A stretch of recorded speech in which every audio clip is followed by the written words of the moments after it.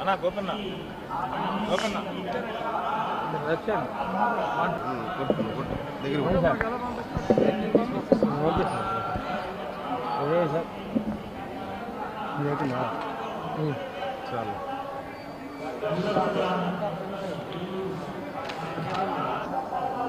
ఎన్నికలు ముగిసిన తర్వాత స్వామివారి దర్శనం కోసం ఈరోజు ఇక్కడికి రావటం జరిగింది.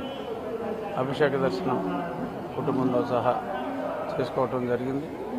గతంలో కూడా నేను ఇప్పుడు నామినేషన్ వేసిన వెంటనే ఆ తర్వాత ఎలక్షన్ అయిన తర్వాత స్వామివారి భక్తుడిగా ఇప్పుడు నేను వారి దర్శనం చేసుకోవటం నాకు అదొక రెగ్యులర్ చర్య.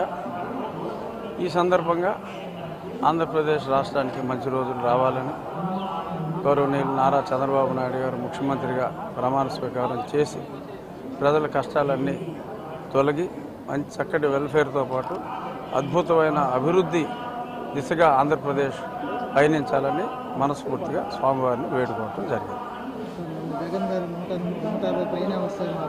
గుళ్ళు అవసరం మాకు 125 నుంచి మినిమమ్ 150 టచ్ అవ్వచ్చు.